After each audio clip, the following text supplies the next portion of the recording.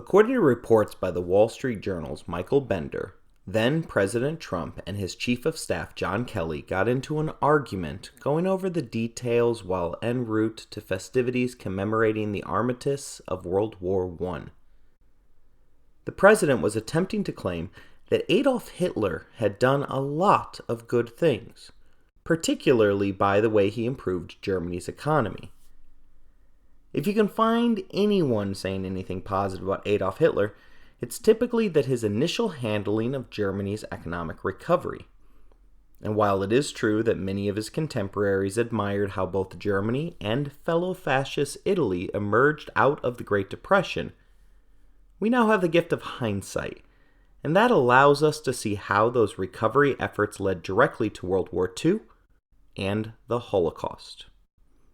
I bring this up not to talk about the former president, rather I bring it up to introduce the response that came from the mouth of the president's chief of staff, John Kelly, who put it bluntly, saying, even if it were true that Hitler was solely responsible for rebuilding the economy, on balance you cannot ever say anything supportive about Adolf Hitler. You just can't.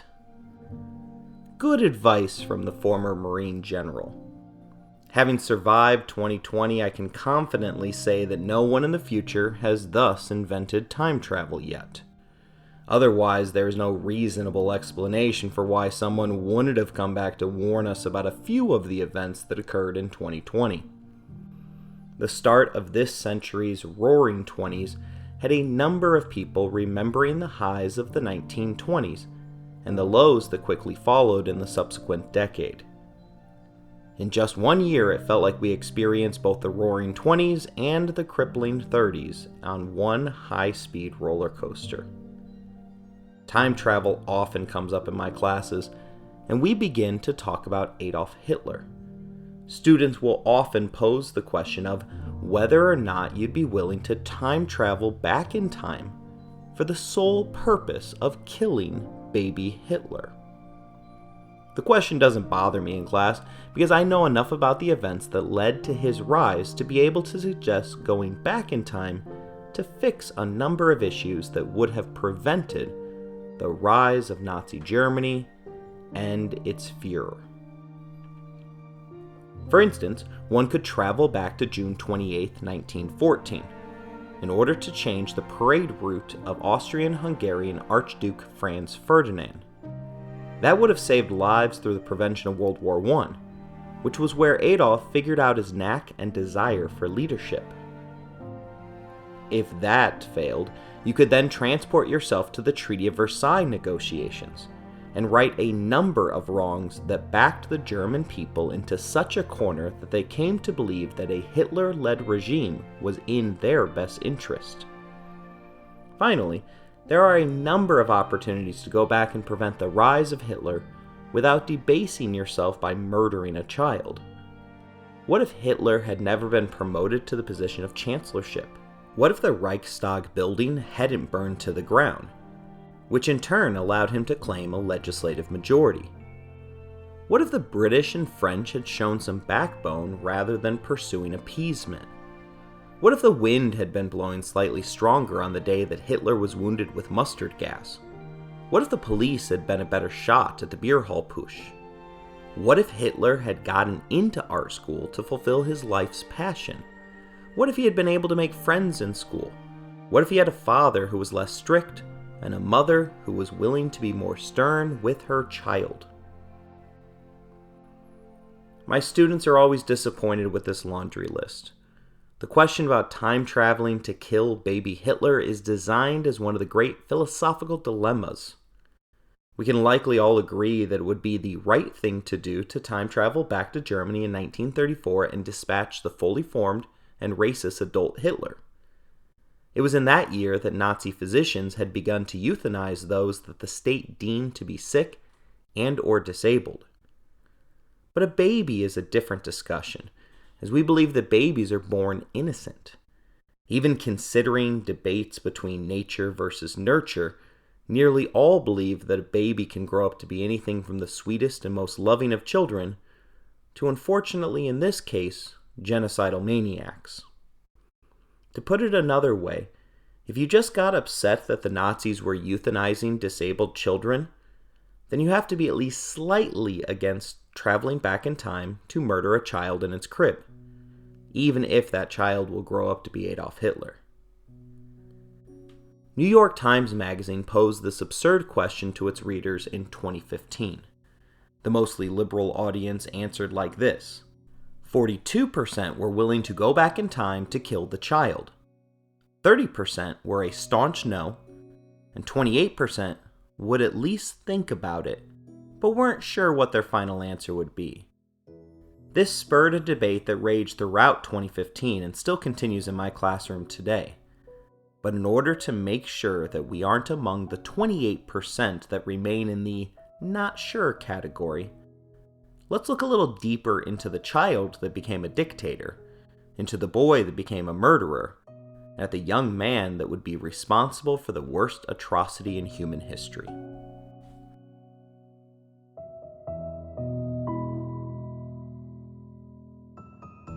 This is episode 1 in our series on Adolf Hitler, the early years.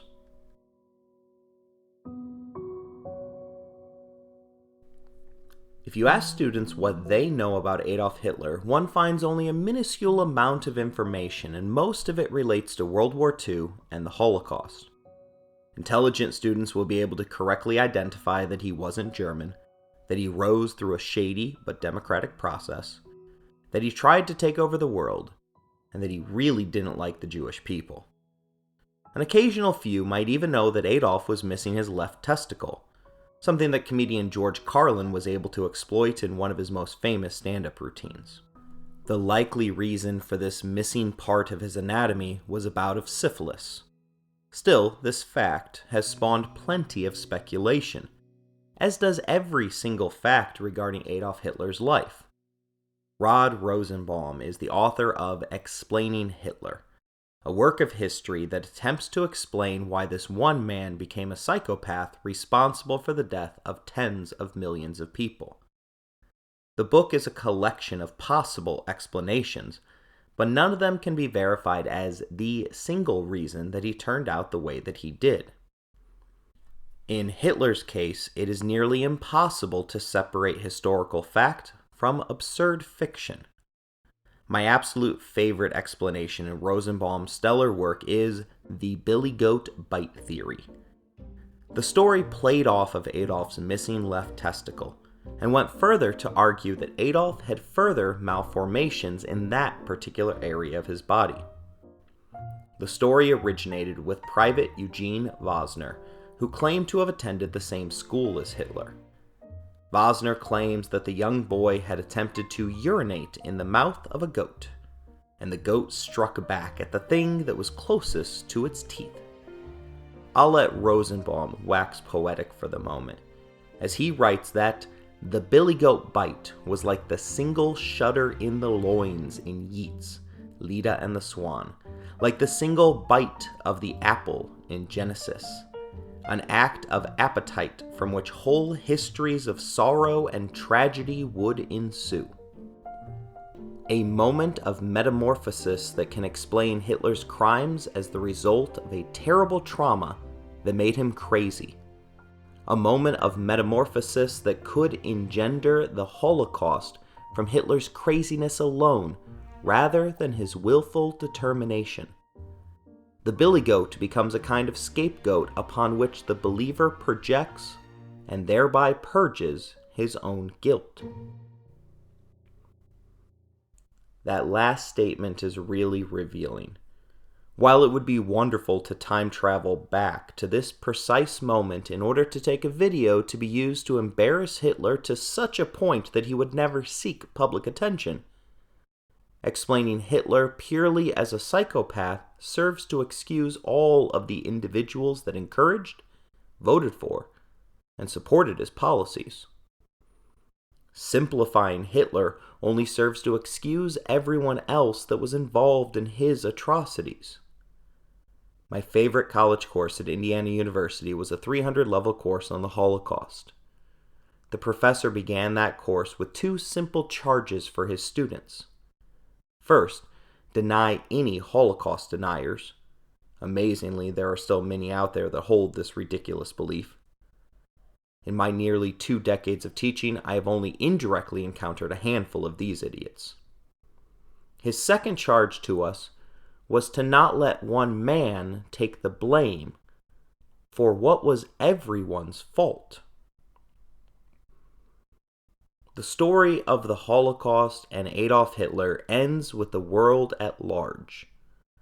But the main character in the story is and will remain Adolf Hitler. We'll start the story of how he became the figurehead for evil at the beginning, making sure to flesh out as much as we can of who Adolf Hitler really was. As is always the case, the condensed movie version of history that our students can recite back to us isn't quite as detailed as the book form. So let's learn more about Hitler the man. He was born on April 20th, 1889. 18 years before his birth in 1871, Germany completed its unification after experiencing centuries as a confederation of smaller states. That wasn't the only important change that was occurring. European nations had just participated in the Berlin Conference 5 years before Adolf was born.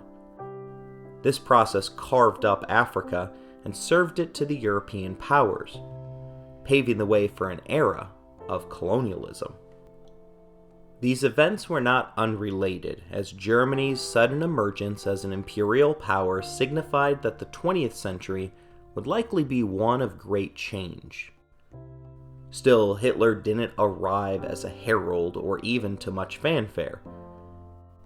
He was born in Braunau, Austria, a small town near the German border. The area was known for strong sympathies for their German neighbors.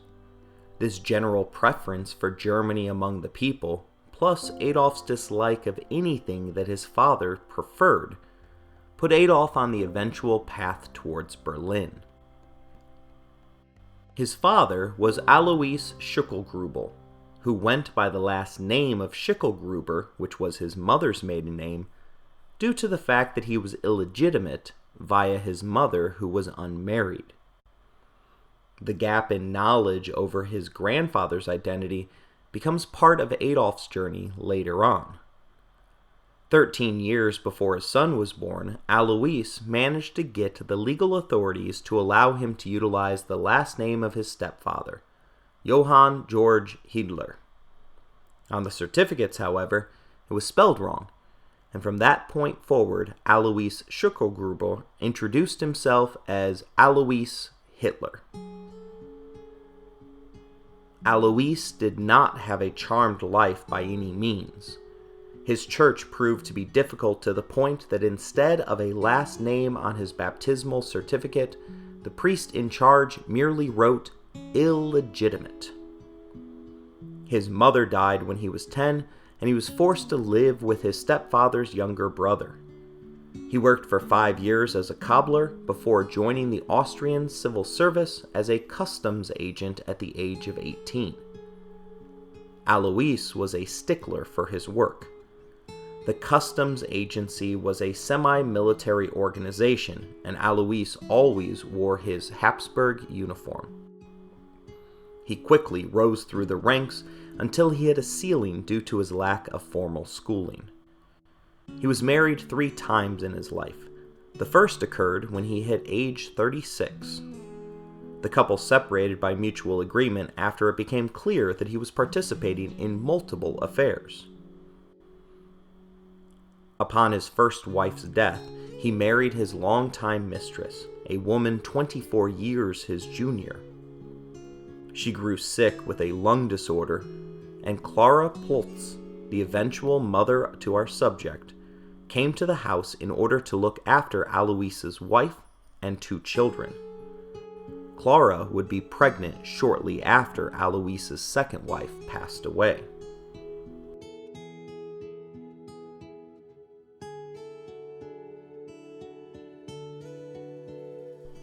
With such a complicated backstory, it wasn't simple for the couple to legitimize their relationship.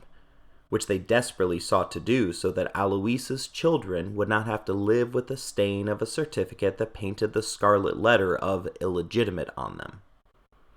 The exact identity of Alois's father was unclear, but there were a couple of leading contenders for the honor, but few of them painted a romantic picture for the would-be newlyweds. There was one possibility that made Alois and Clara cousins, and another plausible possibility that made her his half-niece. There are even questions that Hitler's grandfather may have been Jewish. With scandalous questions swirling, he was forced to appeal to the Catholic Church for a humanitarian waiver. The 47-year-old Alois and the 16-year-old Clara were married in a quick ceremony, partly in order for Alois to go to work after the deed was done. According to some reports, even after they were married, the two continued to refer to each other as uncle and niece. Clara was also Austrian by birth, but there's less known about her.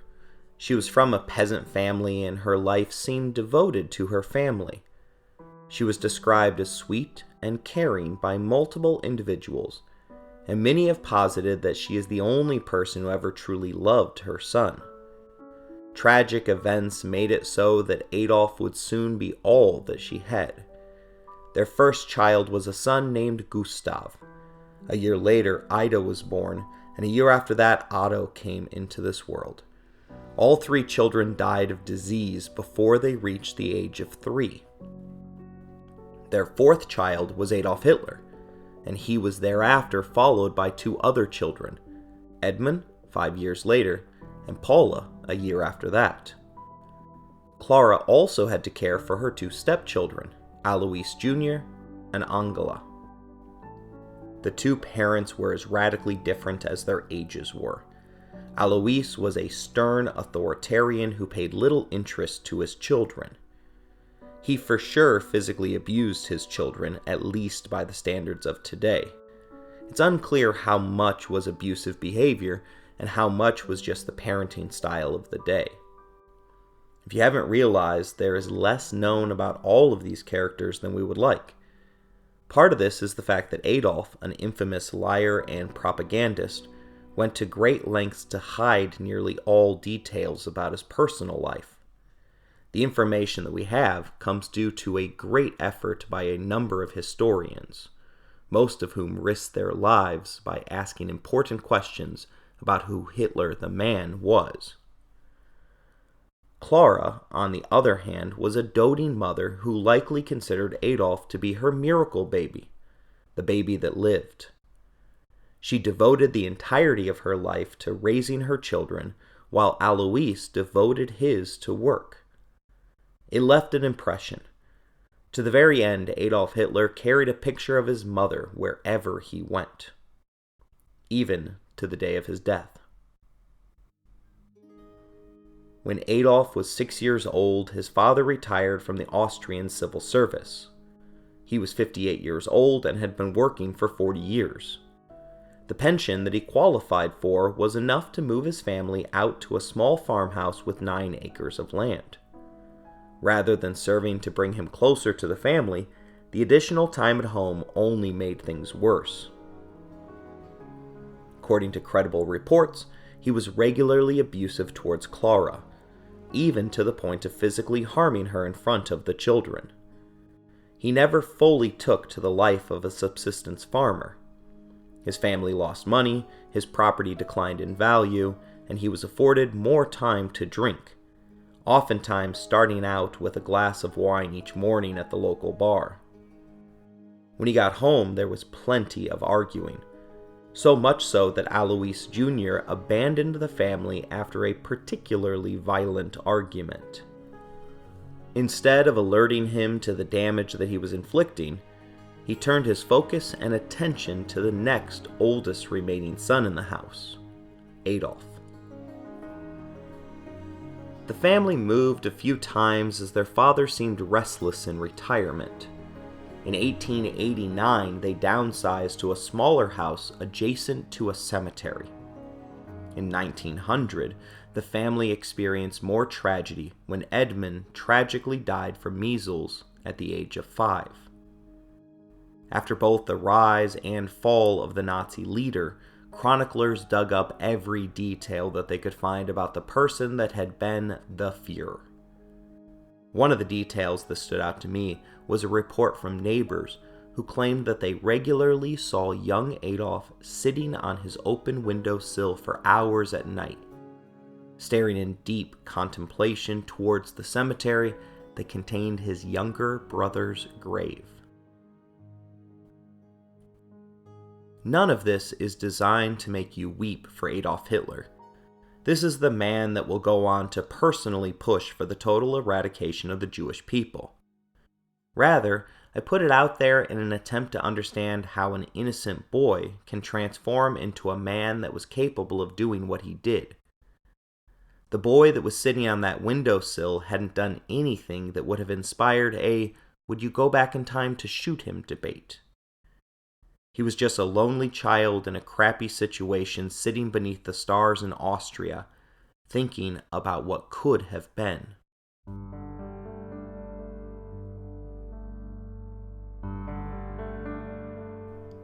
In 1903, Alois Hitler suffered a severe lung hemorrhage and passed away. Adolf was 13 years old. As you might imagine, his son was more relieved than depressed at the news of the death of his father. Finally free of an oppressive force in his life, one has to wonder what would have become of him had not tragedy struck again a mere 3 years later. In 1906, his mother Clara found a lump on her breast that was cancerous and terminal. She would pass away at the end of 1907 after undergoing a year's worth of extremely painful experimental chemotherapy. In Mein Kampf, Hitler's autobiography, which is riddled in lies both brazen and subtle, Adolf claimed to have honored his father, but loved his mother. It was the 3 years after his father's death and before his mother's untimely demise that he regularly referred to as the best years of his life. In appreciation and remembrance for his mother's doctor Edmund Bloch, who happened to be Jewish, he greenlit Bloch's successful emigration from Austria to the United States in 1940. Unlike all other Jews living in his territories, the Bloch family was also allowed to sell their possessions at market value, while being explicitly protected from the Gestapo. When the doctor reached America, he was deposed by the CIA and had this to say regarding the subject. Quote, "While Hitler was not a mother's boy in the usual sense, I never witnessed a closer attachment. Their love had been mutual. Clara Hitler adored her son. She allowed him his own way whenever possible. For example, she admired his watercolor paintings and drawings and supported his artistic ambitions in opposition to his father. At what cost to herself, one may guess." This deference to her son is best shown through the schooling record of young Adolf. His father had long desired that his son follow in his footsteps and join the Austrian civil service.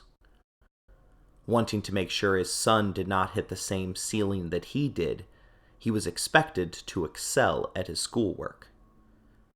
Based upon everything that I've revealed so far, it's easy to understand why the boy would reject this course. Anything the father supported, the son opposed.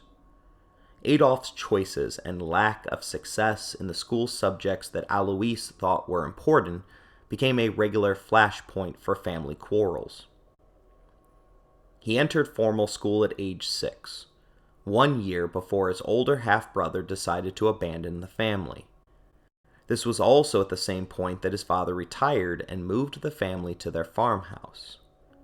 Adolf became enrolled in a Catholic monastery where he participated regularly in the choir and was said to have a lovely singing voice. It is here that he likely took an interest in what would become known as the German swastika, the symbol of the Nazi Party. Throughout the monastery were hooked cross symbols. When Hitler decided to take the symbol of his own, he utilized the German word of Hakenkreuz, rather than the Hindu term swastika. To those who don't know of this childhood connection, it becomes curious as to why a racist German obsessed with blonde hair and blue eyes would adopt a religious symbol from India. The fact that Hitler went on to refer to the symbol with a uniquely untranslatable German term hints that he viewed his swastika and the Hindu version as distinctly different from each other. Hitler performed well at the monastery and by all accounts was happy. At this point in his life, he even sought out a future as a Catholic priest. In Mein Kampf, which again should be noted as primarily a propaganda piece for Hitler, he wrote, quote, "Again and again I enjoyed the best possibility of intoxicating myself with the solemn splendor of the dazzling festivals of the Church. It seemed to me perfectly natural to regard the abbot as the highest and most desirable ideal, just as my father regarded the village priest as his ideal."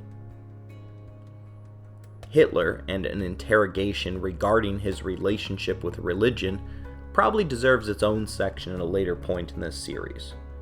The short version of it is that he started out deeply religious and ended his life as an atheist. Somewhere in between, however, he realized the power that Christianity held and sought to manipulate it for his own gain. The concept of the Third Reich is a uniquely Christian concept. This meant using their language to paint himself as a savior, as well as manipulating their symbols for his own gain.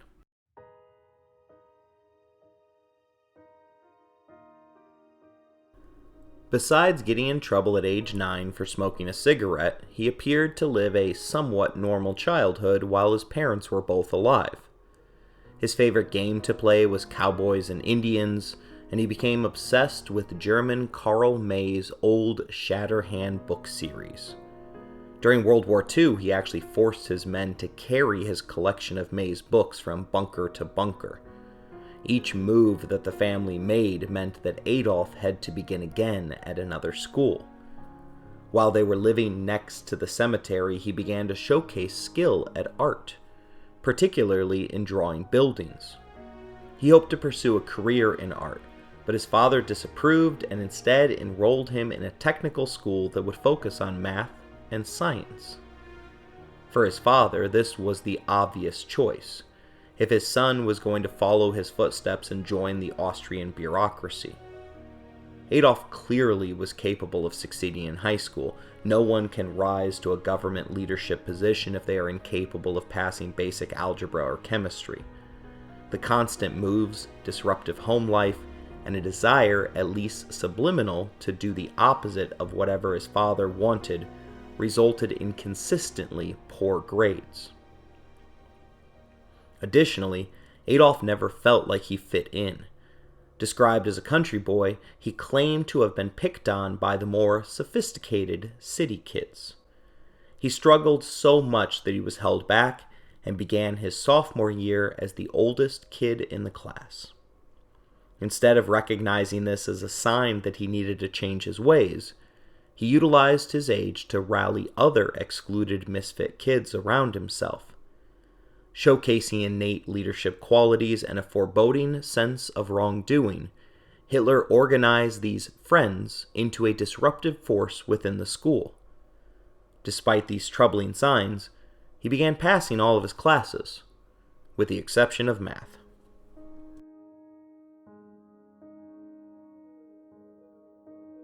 It was during this year that Adolf became entranced by the study of history.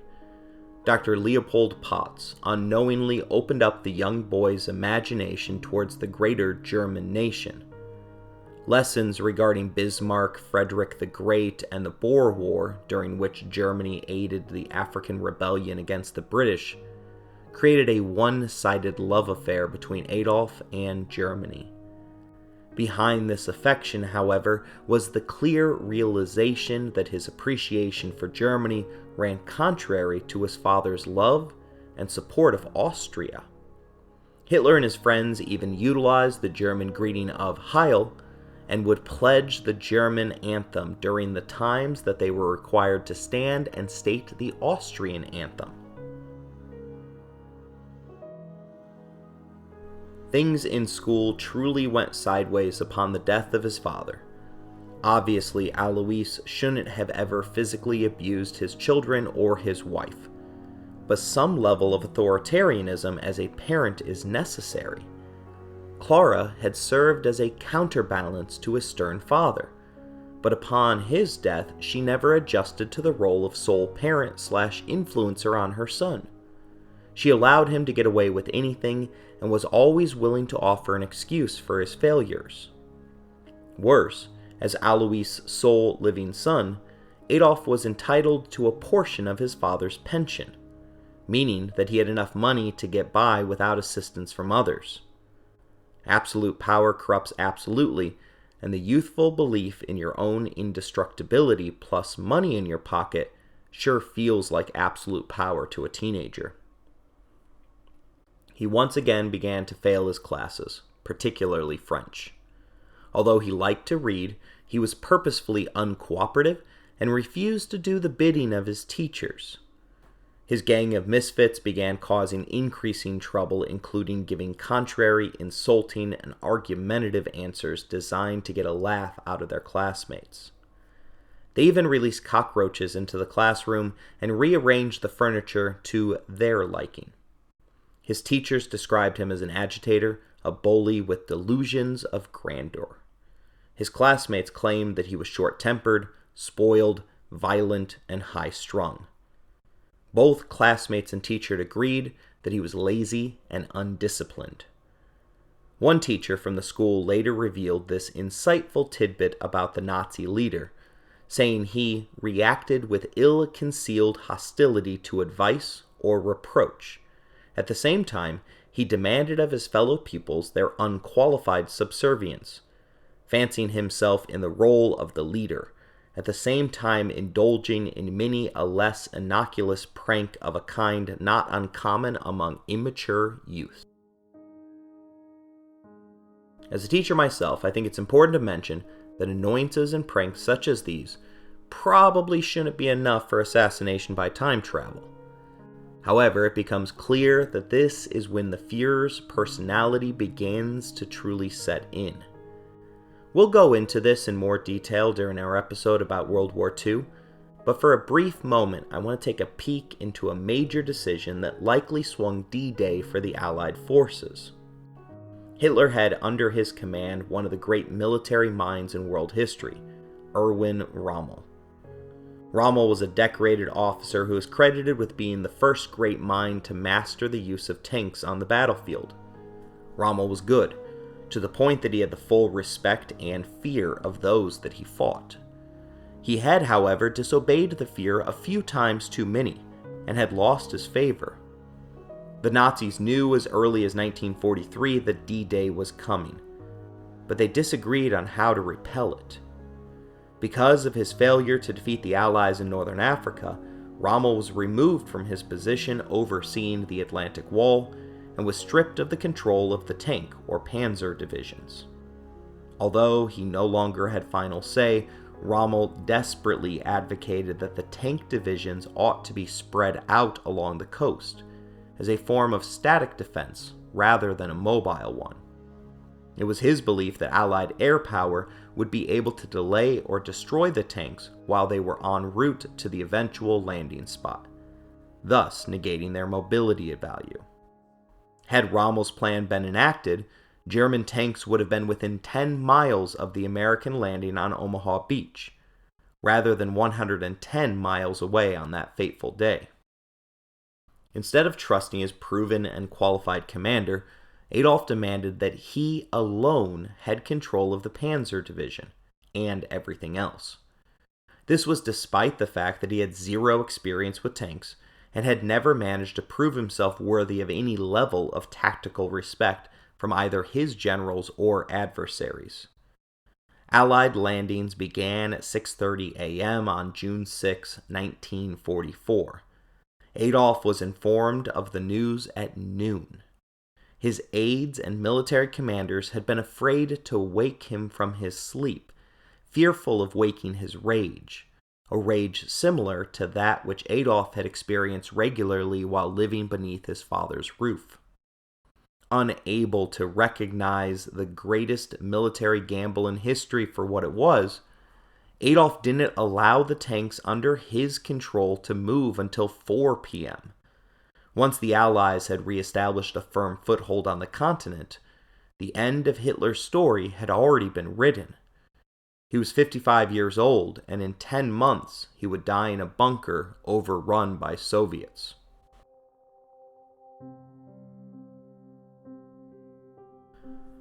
Let's return to what that teacher claimed about age 14 Adolf. He reacted with ill-concealed hostility to advice or reproach.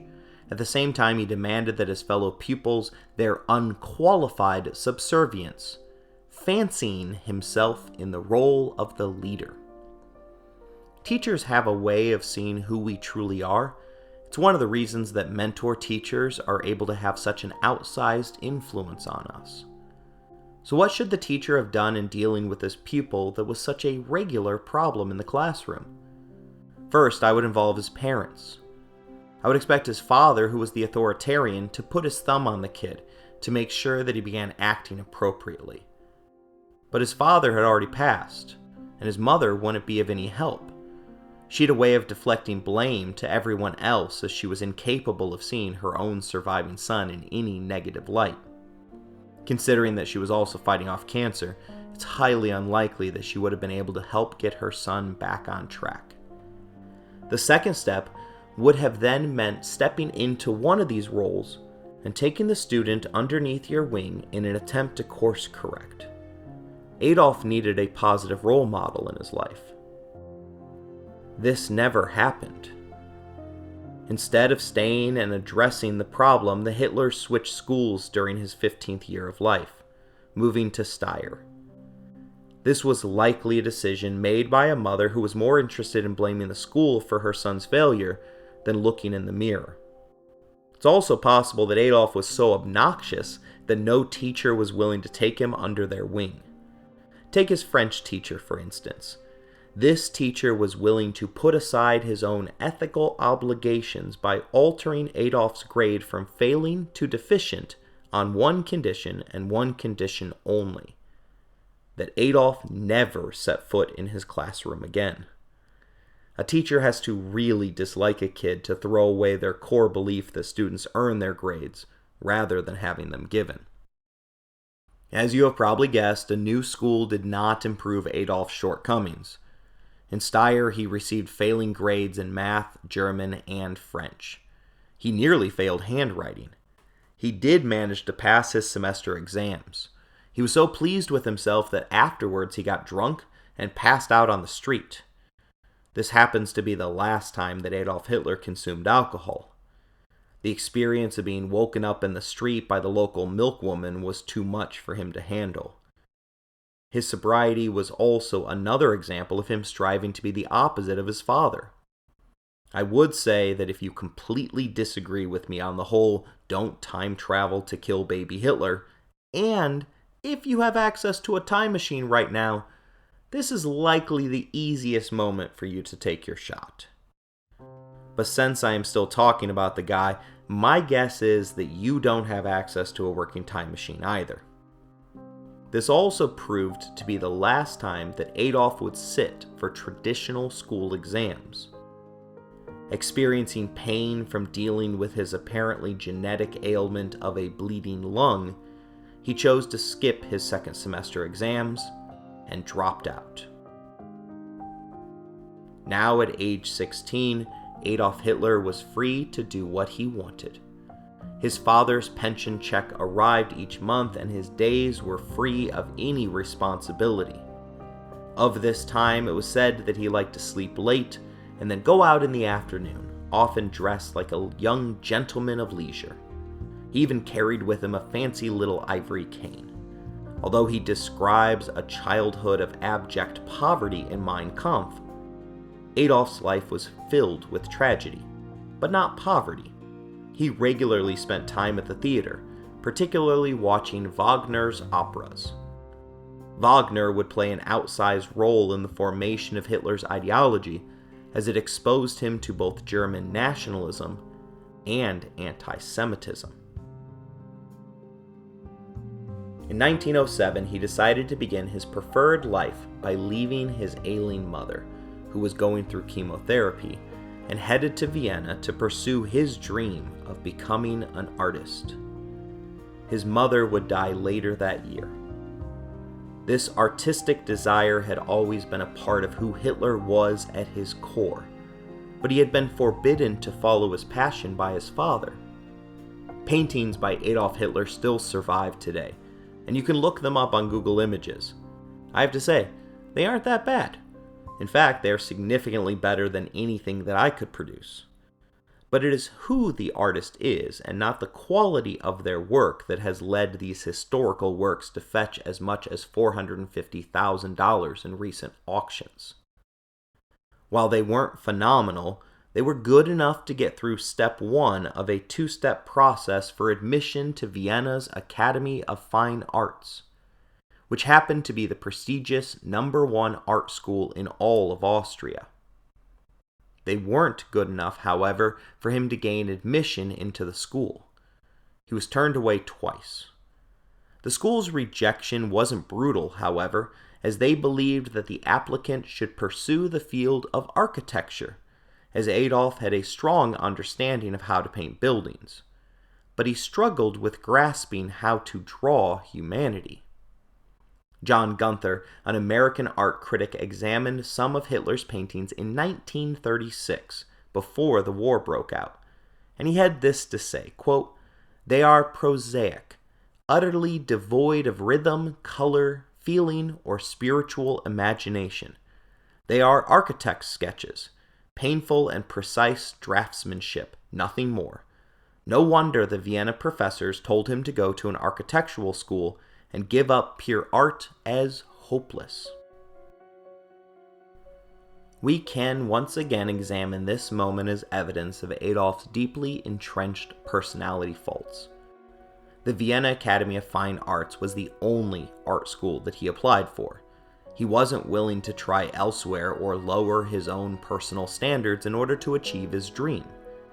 It is the equivalent of a decent student only applying to Harvard without a single backup school.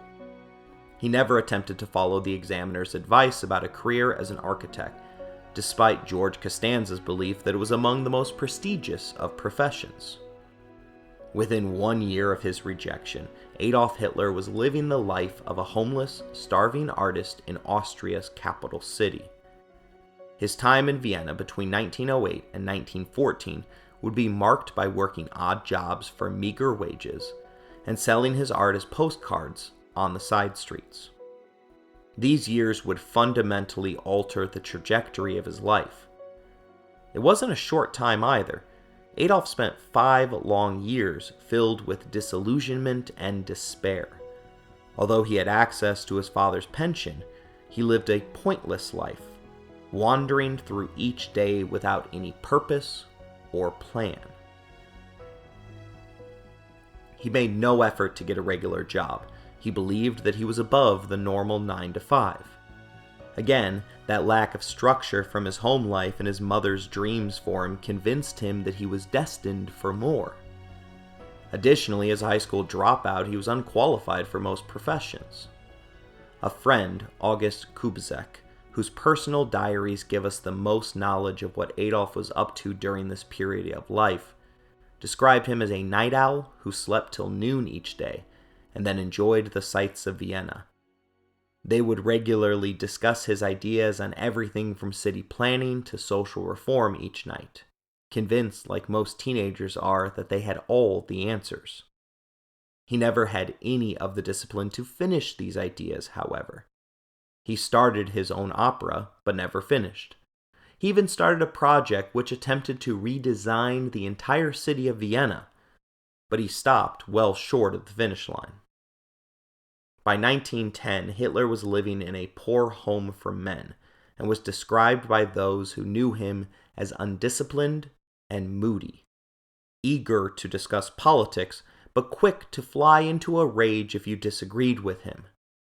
This account is furnished by Reinhold Hannesch, who acted as his art agent while they both lived together in the shelter. Hannesch's account was published in multiple outlets after Hitler came to power in Germany. The Führer's response, upon reading it, was one of rage at the idea of an individual from his past surfacing to pierce the personality cult which he had created. Hannesch was hunted down and killed on Adolf's personal orders.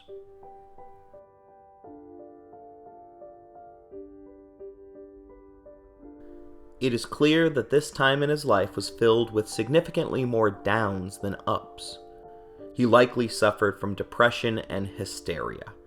Hysteria is a psychological disorder that was first officially recognized by the medical community in 1880. However, early diagnosis was exclusively limited to women. Hysteria is defined as a psychological disorder whose symptoms include conversion of psychological stress into physical symptoms, selective amnesia, shallow, volatile emotions, and over-dramatic or attention-seeking behavior. During World War I, Hitler would go on to suffer from hysterical blindness, temporarily losing his eyesight. As far back as his Vienna days, however, he experienced multiple symptoms that could be attributed to the disorder. There are two other interactions that are necessary to discuss regarding Adolf Hitler's time in Vienna. First, he encountered large populations of ethnic, traditional Jews. His men's shelter was located next to a Jewish community. The shopkeepers that hired Adolf the most, whether it was to sell postcards or shovel snow for them, happened to be Jewish. Most of the entrance examiners at the Vienna Academy of Fine Arts also happened to be Jewish. Obviously, it is impossible to discuss Hitler without examining his violent anti-Semitism. Most of that, however, will be saved for a later episode. By all accounts, the majority of his interactions with the 200,000 Jews among Vienna's population of 2 million were largely positive. There are no obvious events that serve to prepare us for what is to come. Hitler, however, claimed in Mein Kampf that it was during this time that he experienced a great spiritual awakening, part of which was his growing anti-Semitic identity. Far from the bigoted racist that he would become, Hitler initially described himself as a cosmopolitan bohemian, i.e., a believer in the positivity of multiculturalism upon his arrival to Vienna. His parents exhibited no outward signs of any issues regarding individuals of different races or nationalities. As his situation worsened, however, he increasingly looked outward for individuals to blame for his own difficulties. He began to distance himself from his own cosmopolitan beliefs after he began to associate them with that of his deceased and despised bureaucratic father. The second interactions were more significant and likely began him down the path which ended in the Holocaust. After witnessing a protest march in the city, he began attending rallies for a party called the Social Democrats. From this group, he took away a belief in the importance of large-scale political rallies and how effective propaganda and fear could be if they were properly utilized as political weapons. He also began to pay close attention to the party of the Pan-German Nationalists and Christian Social Party. These early political influences captured the attention and imagination of a young man who felt he was destined for something greater. Although he felt the tug of association, he never formally joined either group. At this point, he was just a disassociated voyeur of politics. Two individual political influences stand out from this time, despite the fact that Hitler never directly interacted with either of them. the first of whom was George von Schoner, who was a staunch advocate and defender for ethnic Germans living in Austria. He articulated a number of nationalistic views that Adolf held from his days living alongside the German border. He wasn't a perfect match for the 23-year-old would-be artist, however. They initially differed on their viewpoints of Catholicism, as Schoner was a strong believer in Protestantism. It is unclear exactly when Adolf lost his faith, but by the end it is clear that he only utilized religion for his political purposes. Adolf would go on to claim that Schoner's mistake was publicly criticizing religion as it turned individuals against him. He viewed this as a political blunder that he would prove to be unwilling to repeat.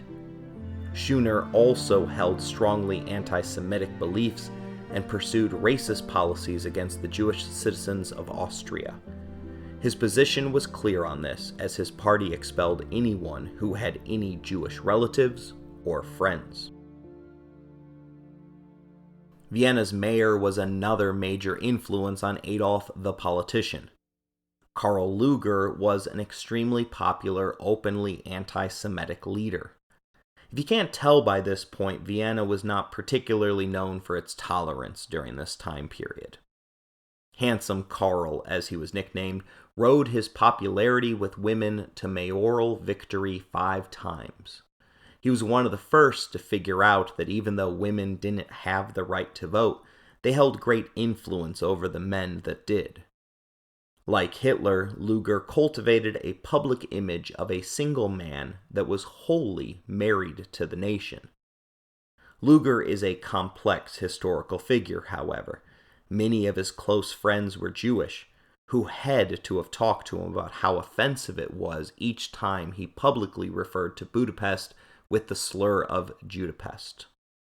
Close confidants have explained that his actions were all for show, claiming that he was in reality warm-hearted and loved all equally.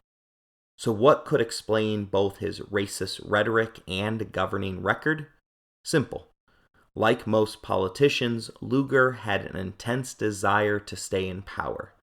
Vienna's residents were anti-Semitic, and in a democracy, it is a smart political calculus to be a voice for the majority.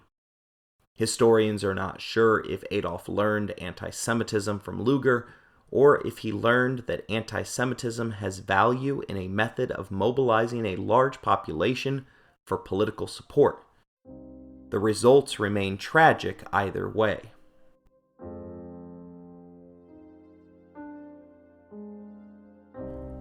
Janet Stem-Waddell, an ethics writer for Forbes, attempts to settle our question regarding time travel and Adolf Hitler. She falls on the side of using her time travel capabilities for something other than murder. Believing in nurture over nature, she writes that removing one person from the equation wouldn't be enough to stop the avalanche that engulfed the world during this era. She writes, "Why are you killing a baby instead of trying to change his environment to prevent him from developing the genocidal dictator phenotype?" She asked this before continuing, "Indeed, paying attention to baby Hitler's environment should give you more reason to doubt whether killing him is a surefire way to eliminate the potential harms of an adult Hitler. Is there any reason to think that Adolf Hitler's environment as he grew up was unique?" she questions. That his immediate family embodied parenting that was uniquely genocide-friendly? If Adolf Hitler had not survived to adulthood, do you think it impossible or even unlikely that someone else raised in the same cultural environment could not have taken the same political path, might have advocated for and instituted the same genocidal policies? Hitler did not have to twist nearly as many arms in implementing his will as one might have hoped after all.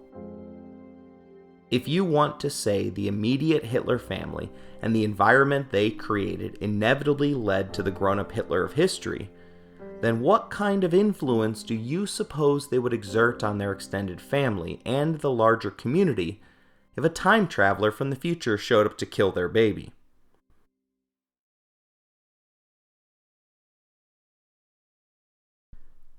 She finishes with, if instead you lay the blame for Hitler's trajectory on the environment created by the culture, are you prepared to kill all the Austrian baby boys of Hitler's generation, just to be safe?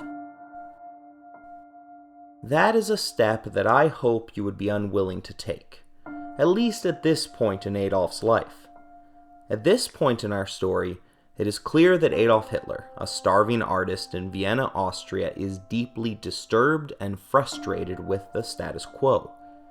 It is also equally clear that he is in no position to directly influence change. That would change, however, in 1914, as the world went to war. Our next episode will explore Adolf Hitler's rise to power, beginning with his involvement in World War I, then proceeding to the interwar years, and finishing with his political rise to the German throne.